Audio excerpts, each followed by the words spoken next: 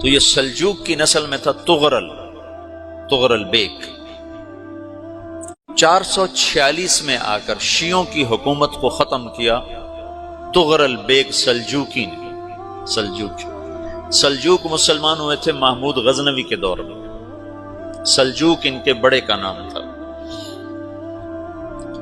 تو ایک دفعہ محمود غزنوی نے سلجوق سے پوچھا اگر مجھے تیری مدد کی ضرورت ہو تو کتنے آدمی پیش کر سکتے ہو؟ تو اس نے ایک تیر دیا، کہا یہ ایک تیر ہے میرا، کسی کو یہ تیر بھیج کر میرے علاقے میں بھیج دو تو چند گھنٹوں میں 1,00,000 تلواریں تیرا پیرا دینے کے لیے تیار ہوں، میرے پاس اتنی طاقت ہے۔ تو یہ سلجوق کی نسل میں تھا تغرل بیگ۔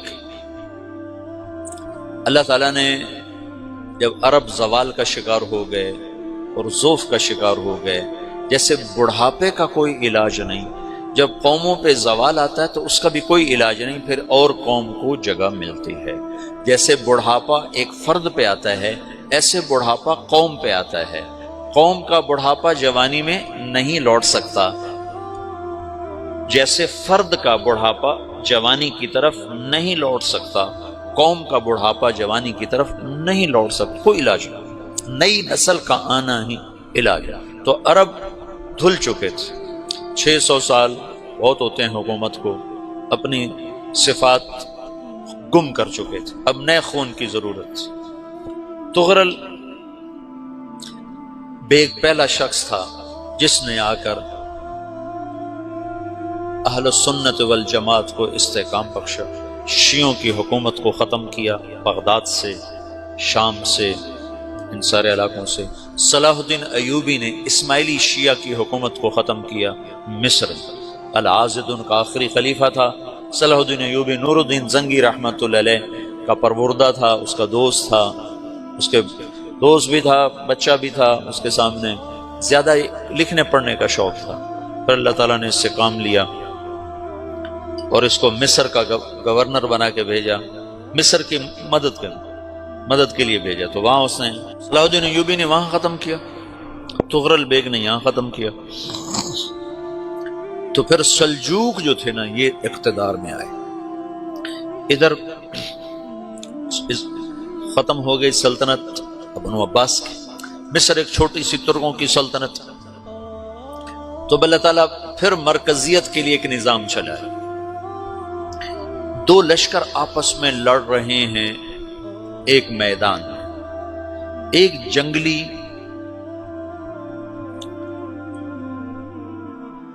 بدوؤں کا قافلہ، جنگل کے لوگ اپنے قبیلے کو لے کر، ایک جنگلی قبیلہ اپنے سردار کے ساتھ نقل مکانی کر رہا ہے ایک جگہ سے دوسری جگہ۔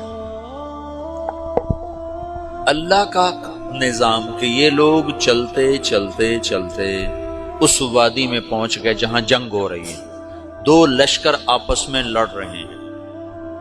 جب یہ وہاں پہنچتے ہیں تو ایک لشکر کے قدم اکھڑ رہے ہیں اور دوسرا غالب آ رہا ہے۔ ان کو نہیں پتا شکست کھانے والے کون ہیں اور فتح پانے والے کون ہیں، ان کو نہیں پتا۔ اس جنگلی قبیلے کے سردار کا نام بھی تغرل ہے، تغرل۔ تو یہ سردار کہتا ہے جو شکست کھا رہے ہیں ان کی مدد کرو، کچھ پتہ نہیں کون ہے، کہتا جو شکست کھا رہے ہیں ان کی مدد کرو۔ تو 400 وحشی جنگلیوں نے فاتح لشکر کے پیچھے حملہ کر دیا۔ وہ تو ایک کافی ہوتا تھا، 400 دوڑ جب تلواریں پڑیں تو چند لمحوں میں نقشہ بدل گیا، بھاگنے والے جم گئے اور جمنے والے بھاگ پڑے۔ جب جنگ ختم ہوئی تو شکست خوردہ لشکر کے بادشاہ نے ان کو بلایا، اسے پوچھتا ہے مجھے جانتے ہو میں کون ہوں؟ کہا نہیں۔ کہا تو تم نے میری مدد کیوں کی؟ کہا انسانی ہمدردی کی وجہ سے، تمہیں شکست ہو رہی تھی اس لیے تمہاری مدد کی۔ پھر اس نے اپنا تعارف کرایا، میں ہوں سلیمان سلجوقی، ترکی کا بادشاہ، مسلمانوں کا لشکر تھا اور تاتاریوں سے شکست کھا رہا تھا۔ تاتاری فتح پا رہے تھے، مسلمان شکست کھا رہے تھے، تو وہ اللہ کی غیبی مدد بن کر آئے۔ تو وہ اس سے کہتا ہے میرے ساتھ رہنا پسند کرو گے؟ تم نے میرے اوپر احسان کیا ہے، میں اس کا بدلہ دینا چاہتا ہوں، میرے ساتھ رہنا پسند کرو گے؟ کہنے کا کر لوں گا۔ تو اس نے اس کو لے کر ترکی آیا، اور استنبول اس وقت روم کی حکومت میں تھا، اسے فتح کیا اس تغرل کے آگے چوتھے پانچویں پڑپوتے محمد فاتح نے۔ تو یہ استنبول ہے، یہ ترکی ہے، بیچ میں ایک چھوٹا سمندر ہے، یہاں ایک جاگیر ہے۔ تو سلطان سلیمان کہتا ہے یہ جاگیر تجھے وقف ہے، ادھر سے رومی مجھے تنگ کرتے ہیں حملے کر کر کے، تو میرا دفاع کرتے رہنا، یہ جاگیر تیری۔ اس جاگیر پہ اس نے اپنے قافلے کو آباد کر دیا، اپنے قبیلے کو، اور ایک چھوٹی سی حکومت بنا لی، جو ایک صوبہ سمجھو سلمان سلجوقی کا، وہ ایک چھوٹا سا صوبہ ہے۔ وہاں جب یہ رہ پڑا تو پھر یہ ایک شیخ کے بیعت ہوتا ہے، وہاں شیخ طریقہ ہے، ان کے یہ بیعت ہونے جاتا ہے، وہ اس کو رات اپنے پاس ٹھہراتا ہے، تو ایک کمرے میں ان کا خادم ٹھہراتا ہے۔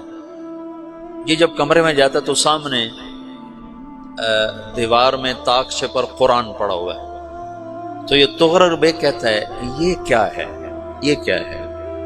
تو وہ خادم کہتا ہے یہ کتاب اللہ ہے، قرآن ہے۔ اچھا، وہ اس کو وہاں چھوڑ کے باہر چلا جاتا ہے۔